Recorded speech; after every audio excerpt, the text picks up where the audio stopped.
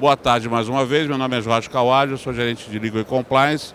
E a gente está apresentando o painel e a avaliação dos impactos da aprovação da PEC 45 e o futuro do setor de saúde face à nova estrutura fiscal do Brasil. Vamos debater a reforma tributária.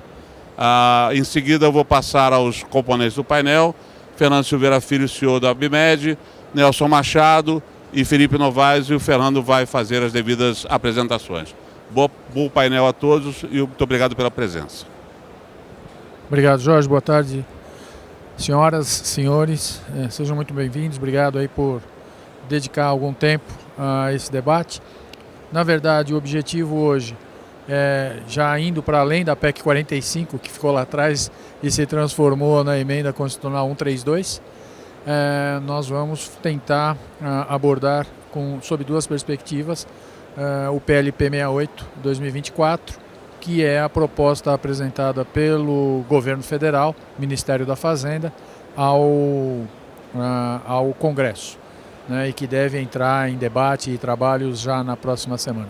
Eu queria convidar rapidamente o professor Nelson Machado para ficar aqui ao meu lado. A ideia, então, é que o professor Nelson Machado, que dispensa apresentações, mas é diretor do CECIF, um dos órgãos que, de alguma maneira, contribuiu enormemente para o avanço da reforma tributária envolvendo um imposto sobre consumo aqui no Brasil, e o Felipe Novaes, que é do escritório Arbafarrá, que vai falar sobre a perspectiva que a indústria de dispositivos médicos tem acerca do PLP 68. Só para enfatizar, nós convidamos o ministro da Fazenda, o secretário API, mas nenhum representante do Ministério da Fazenda foi indicado para participar do painel de hoje, né? E a ideia, obviamente, não era de forma alguma confrontar, era tentar entender melhor os diversos pontos de vista. Então, o professor vai começar falando sobre a perspectiva do CECIF a respeito do PLP 68, quais os pontos positivos, eventuais pontos de melhoria, o que se esperar do avanço desse PLP 68. Obviamente, quando for para o Congresso, muita coisa muda, mas de qualquer maneira já temos uma base. E depois, na sequência, o Felipe vai fazer os comentários relativos à indústria. Então nós vamos nos sentar aqui, professor. Eu sei que o senhor quer ficar de pé para poder fazer a apresentação. Obrigado. E aí você me dá o poder aqui, né? Bem, boa tarde a todos, a todas. Cumprimentar o Fernando, agradecer o convite. É sempre um prazer participar aqui das atividades da Abimed. E o Fernando é sempre muito simpático, muito gentil. Cumprimentar o Felipe, cumprimentar a plateia aqui em nome do meu amigo Hélio Mark, que é o dono do Pequeno Príncipe. Então, aproveitar e cumprimentar meu neto, que veio aqui só para me assistir. Vem cá, Felipe, olha o vovô aqui. Oi? Ele Gente, não é bonitinho? Eu acho que merece um aplauso, não merece não? Faz favor. Fernando, eu não resisti, desculpa. Ó, depois vocês cortam esse pedaço aí, tá? Que nada, vai para as redes. Muito bem. Eu preparei uma pequena apresentação sobre as linhas gerais do PLP 68 e sobre o seu modelo de funcionamento, e ao final nós temos um resumo do sistema, do regime diferenciado para a saúde. Então vamos lá. O modelo operacional que está subjacente na emenda constitucional 132 é fundamentalmente aquilo que foi proposto na PEC 45. Eu vou destacar da PEC dois aspectos. Primeiro, crédito vinculado ao pagamento do tributo. São os pilares da reforma. Isso é fundante. Se sai isso, acaba a reforma. E foi mantida na 132. Então, é crédito vinculado ao pagamento. E, segundo, uma vez registrado o crédito na empresa adquirente, ela vai usar esse crédito na ordem cronológica. na ordem cronológica dos seus débitos. Então ela tem um crédito de 100, na medida que ela vai vendendo, vai fornecendo, vai emitindo documento fiscal, ela vai tendo débitos e esses débitos são quitados pelo saldo na ordem cronológica. São conceitos fundamentais do modelo. Um outro conceito fundamental do modelo é o modelo do Abu Rabi. Abu Rabi é um empresário de Santa Catarina, trabalha há muitos anos nessa matéria e propôs, tem vários livros escritos, e um deles diz que devo, não nego, pago quando receber. O centro da proposta dele, Fernando, é de ter o split payment de maneira universal. A hora que ocorre a liquidação da operação comercial, o pagamento seria separado em duas etapas, duas tranches. Uma para o fornecedor e o outro diretamente para o recolhimento. Ok? Bom, então esse é o modelo do Abu Rabi e era um modelo universal. Para todas as atividades, todas as liquidações comerciais, ele propunha o split payment. Uma outra base conceitual muito importante advém da FEBRAFIT, que é a Federação dos Auditores Fiscais, que também propunha o modelo de split payment, adicionando uma variável fundamental, que era, antes de fazer o split, fazer a consulta aos saldos travados e gravados pelo comitê gestor. Isso que era importante, isso que era fundamental, era a consulta. Todos esses três elementos são fundamentais, são fundantes para o modelo que foi, afinal, escolhido e está explicitado no PLP 68. Vamos lá. Eu vou colocar aqui duas regras gerais que são fundamentais para o modelo. Primeiro, o contribuinte poderá apropriar crédito de IBS e da CBS incidentes sobre as operações nas quais sejam adquirentes bens e serviços. Então, a regra é apropriar tudo, com algumas exceções. É diferente do que nós temos hoje, que a regra é um conjunto enorme de exceções. Ok? Então, a regra é essa, tudo dá crédito, exceto, aí tem duas exceções. Aquilo que for operação de uso e consumo pessoal, a compra da caixa de uísque para a festa do fim do ano da casa do diretor, enfim, essas coisinhas assim. Isso não dá crédito, não pode, não faz sentido que dê. A compra do mês do pequeno empresário que compra e bota o CNPJ, também não vai dar crédito, né? Enfim, assim por diante. E a outra coisa que não dá crédito são as operações imunes, isentas ou sujeitas à alíquota zero. Isso não dá crédito. A segunda regra fundamental do modelo é: os valores dos créditos do IBS e da CBS apropriados corresponderão aos valores efetivamente pagos. Isso é fundamental no modelo. Por que é fundamental? Porque o modelo está desenhado para devolver saldos credores. Porque hoje está na lei que tem que devolver, que o IVA, o ICMS, o IPI, o PIS/COFINS, eles são modelos de débito e crédito. Se sobrar crédito, pede de volta que devolve. Está na lei, está na Constituição. Alguém recebe isso com facilidade hoje? Não recebe. Por que não recebe? Porque o modelo não está preparado para isso. Por quê? Porque a hora que você recolhe o tributo, para o Estado, para a União, para quem quer que seja, recolheu, aquilo vira receita. Receita do período vai para o orçamento. Aquilo que está no orçamento vai, portanto, pagar salário de professor, comida de preso, remédio do hospital, e aí vai concorrer com essas prioridades. É impossível. Então, o modelo não é feito para devolver. Aqui, esse modelo é feito efetivamente para devolver. Por quê?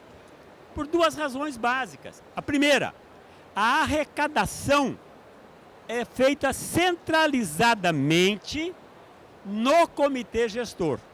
Ou seja, quando o empresário fizer a guia recolhendo o imposto, esse imposto não vai para o estado de São Paulo, não vai para a Bahia, não vai para o Rio de Janeiro, não vai para lá nenhum, vai para o comitê gestor.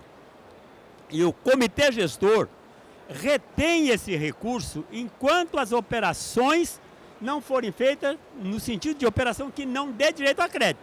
Enquanto tiver direito a crédito das operações, o valor arrecadado no comitê gestor fica contabilizado a crédito da empresa credora.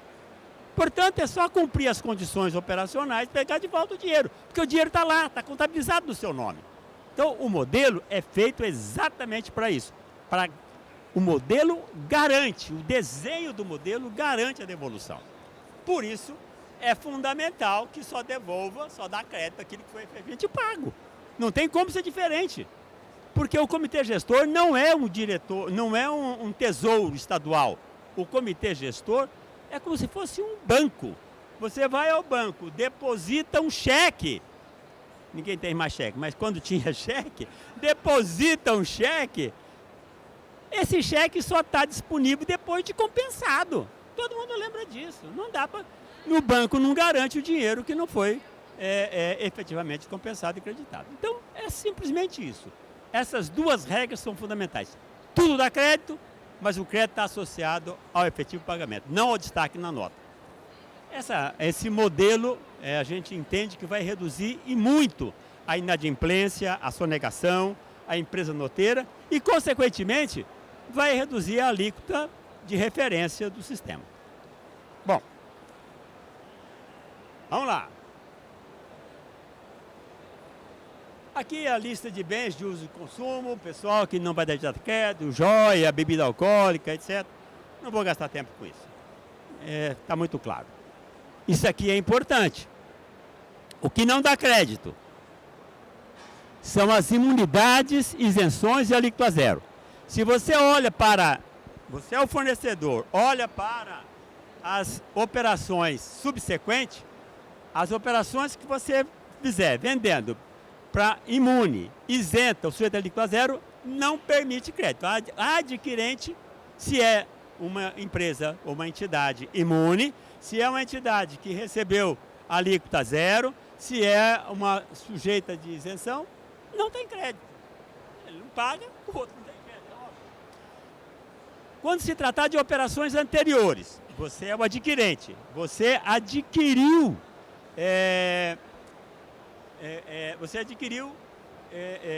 produtos, etc, etc.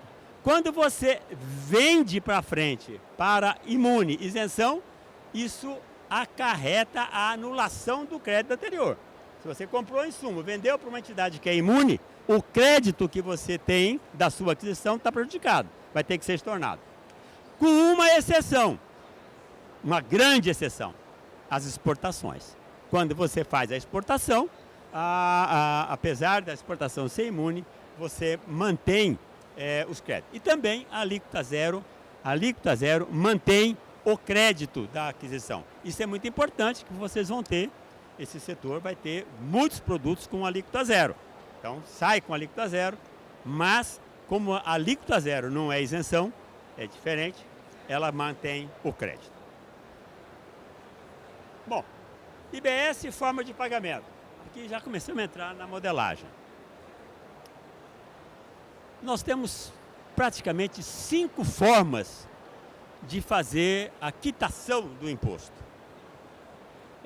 Eu coloquei aqui numa ordem diferente do artigo 27. O artigo 27 tem uma ordem da lógica jurídica e aqui eu estou colocando na ordem lógica. O IBS e o CBS incidentes sobre a operação serão pagos mediante, primeiro, compensação de crédito.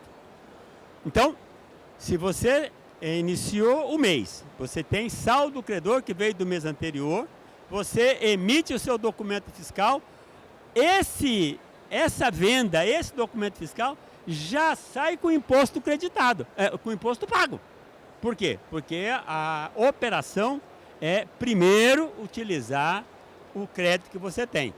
Isso é um objetivo muito interessante, que é de não potencializar o acúmulo de crédito no sistema. Então, se você tem um crédito, a primeira coisa que você faz é usar o crédito. Emitiu o documento, vendeu, usa o crédito. Isso vai ficar mais claro num exemplo que eu vou dar à frente. E, claro, a imputação desse crédito é sempre por ordem cronológica. Depois nós temos o recolhimento na liquidação financeira, que é o split payment. Então, você vendeu com 30, 60, 90 dias, 30 dias. Quando ocorre a liquidação, essa liquidação terá uma entidade que faz o pagamento, né, que vai então separar. A parte do principal vai para o fornecedor, a parte do imposto vai para o comitê gestor e para a Receita Federal, porque a CBS não está unificada. Depois, recolhimento pelo adquirente.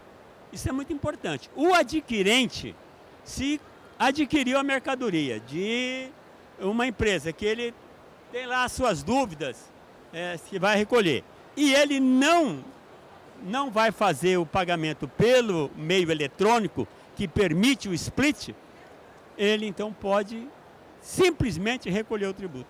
Ele recolhe. Não precisa fazer opção. A opção é o recolhimento. Recolheu, está valendo.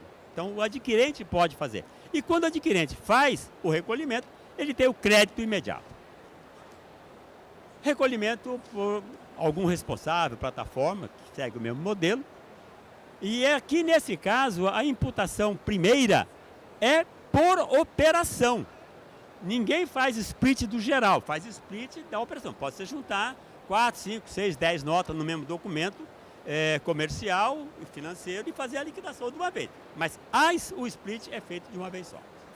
E por último, você tem, se nada disso deu certo, o sujeito passivo, o fornecedor, recolhe o saldo no final do período. Aqui eu vou fazer esse desenho, é muito interessante para gravar a questão do modelo do split. Foca aqui na empresa A.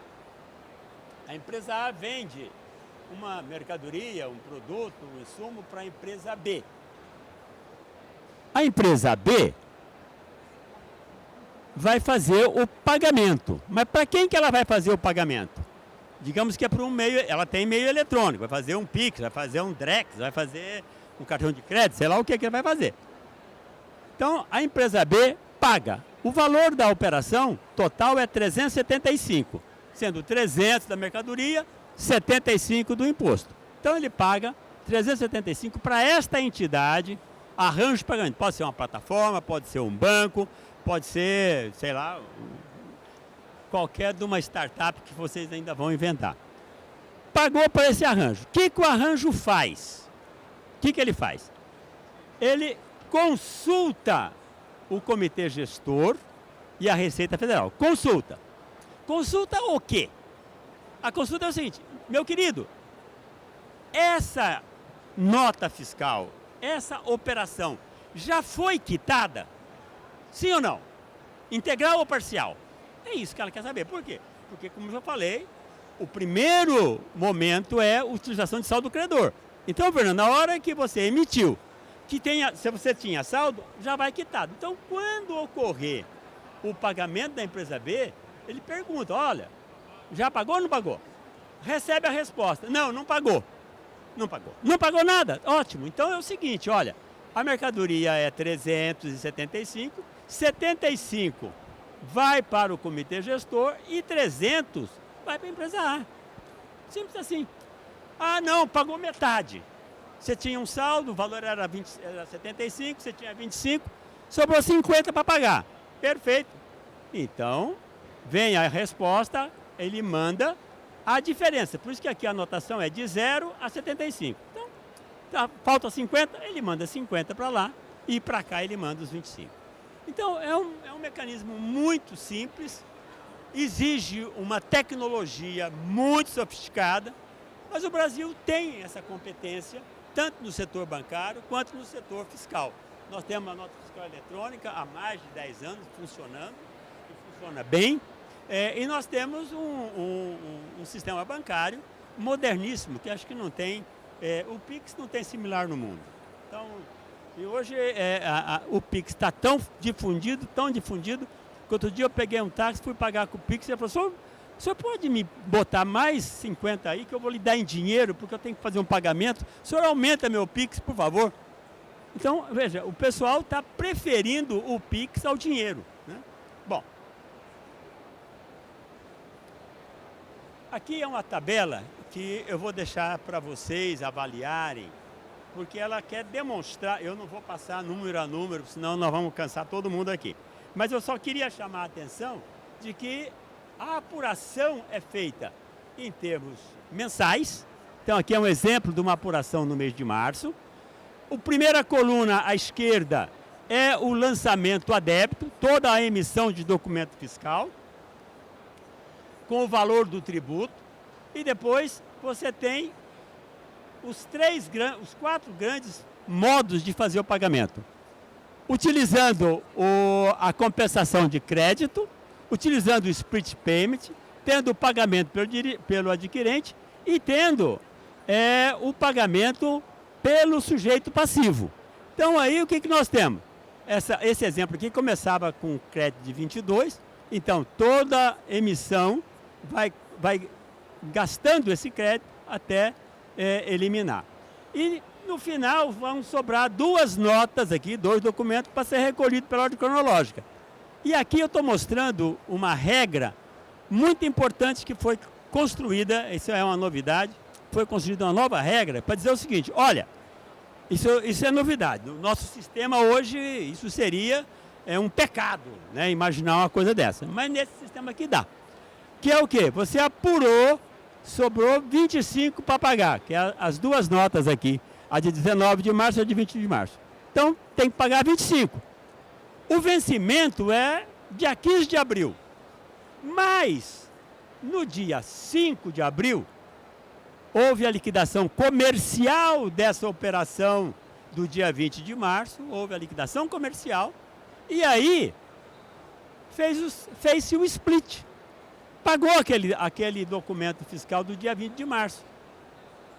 Ao invés de esse pagamento entrar na apuração de abril para se resolver lá em maio, na operação seguinte, não.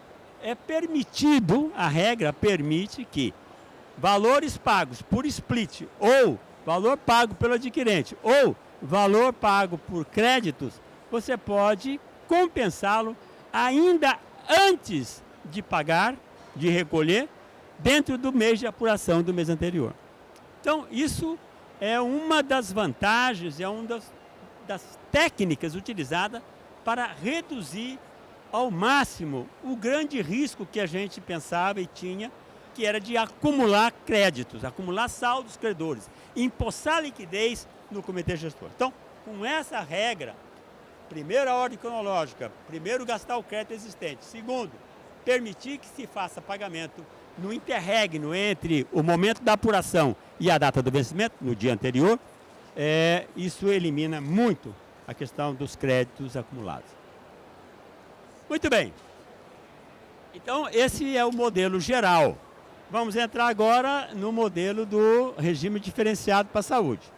Basicamente, a emenda constitucional 132 diz o seguinte: o modelo geral é calcular uma alíquota de referência.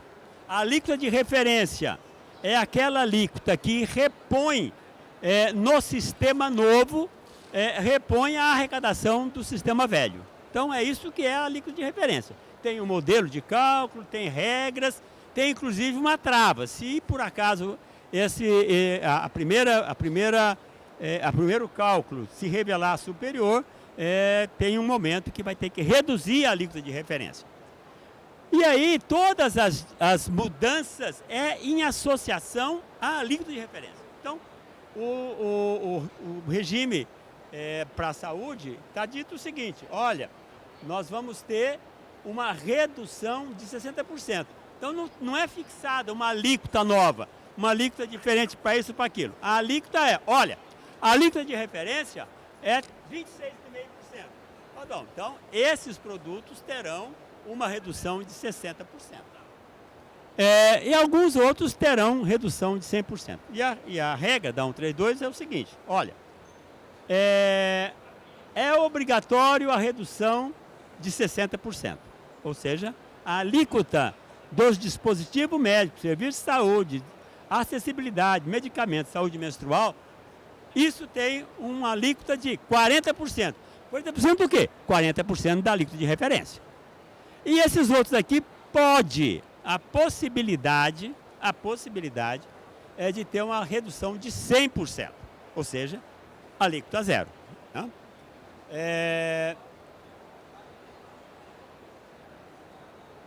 Detalhando um pouquinho mais, a redução de serviços à saúde humana,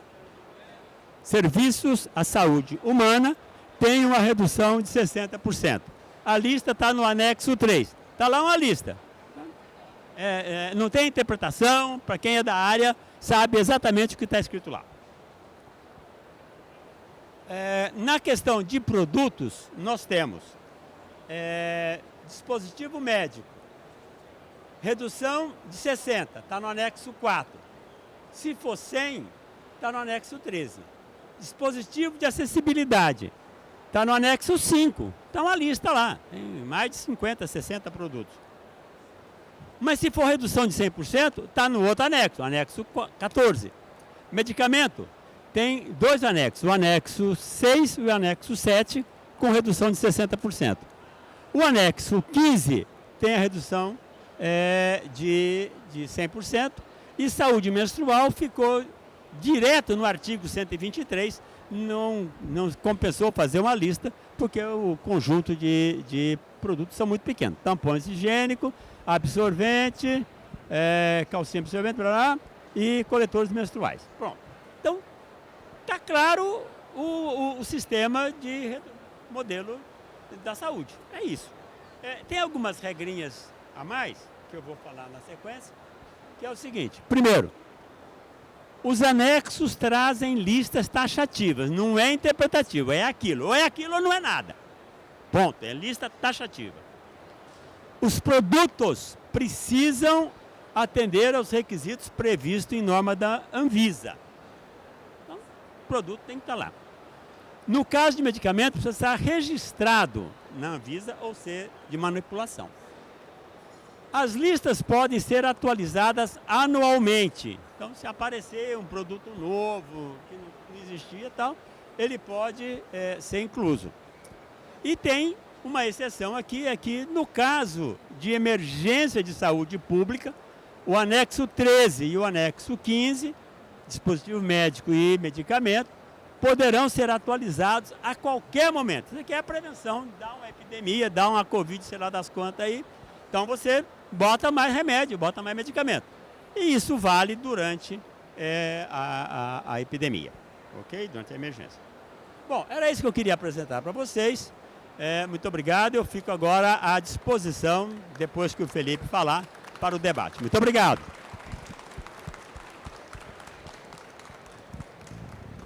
Obrigado, professor. Nós tínhamos, quando avaliando o PLP dentro do âmbito do comitê e do grupo de trabalho da reforma tributária, surgiram vários desses questionamentos, obviamente de caráter muito prático, mas que acabam depois impactando o dia a dia, principalmente se o PLP se transformar realmente na lei complementar.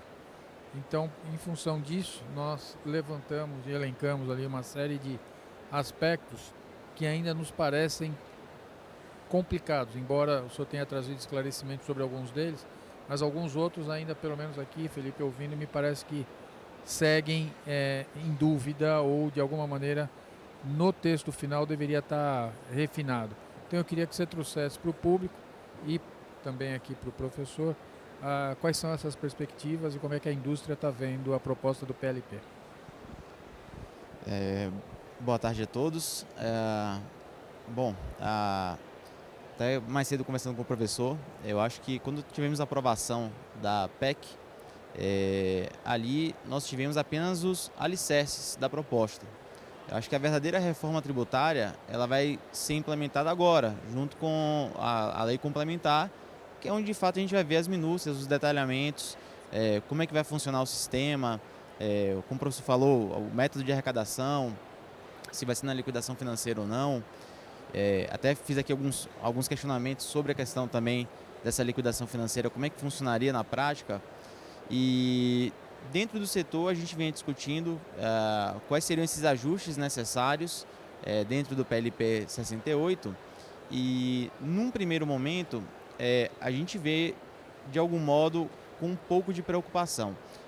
Por quê? Embora a proposta ela venha a ser a reforma tributária em si, ela é muito positiva, porque o nosso sistema de fato hoje é caótico, mas ainda que não seja perfeita essa reforma, ela evidentemente vai trazer algum tipo de maior clareza e maior facilidade na compreensão.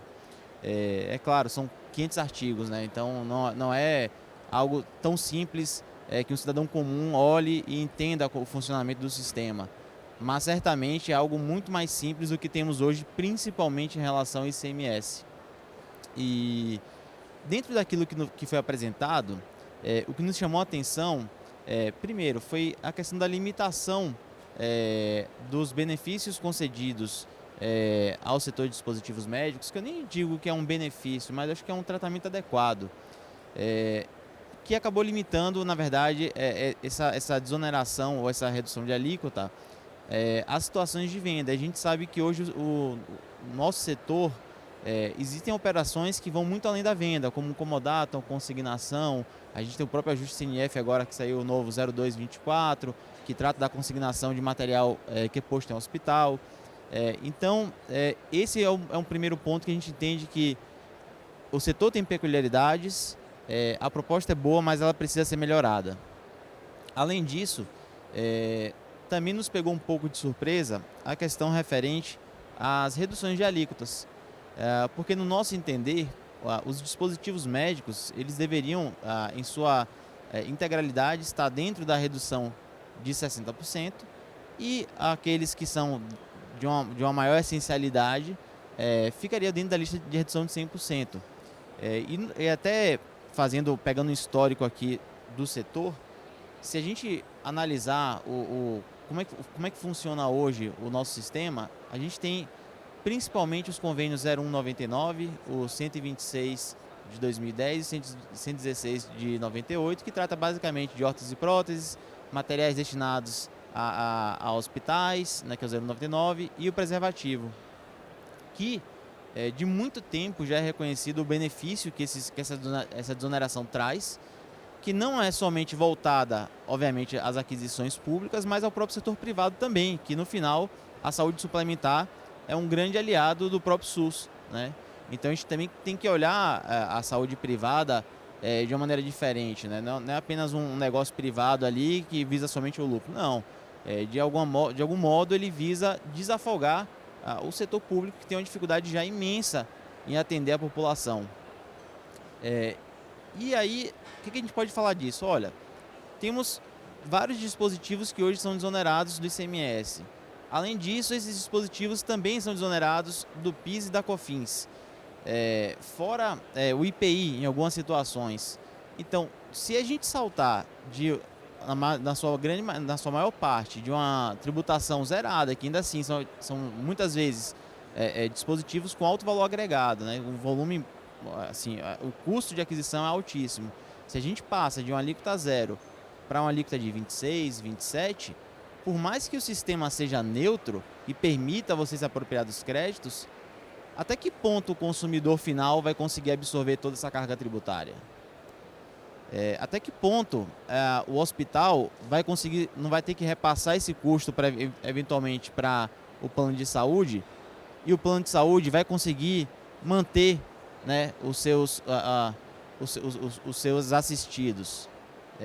Então, a gente tem que ter um pouco de cuidado quando a gente fala de saúde, porque ninguém acorda num dia e vai buscar comprar uma prótese. Ninguém vai comprar um catéter. A gente compra, o hospital compra, ou enfim, quem quer que seja, porque precisa. Porque ali o bem tutelado é a vida. Então não tem opção, não é um luxo que o contribuinte busca. Então, se a gente não cria mecanismos que permitam que a população tenha um pleno acesso a esses equipamentos, talvez a gente tenha que sofrer até entender lá na frente que de fato não se deveria ter buscado onerar esses dispositivos como hoje se propõe. Então, até acho que é interessante o professor estar aqui para poder avaliar esses pontos, né, e entender um pouco da dificuldade do setor, do sofrimento do setor, que muitas vezes quando a gente está de fora, a gente não conhece a fundo os impactos que uma reforma dessa pode causar.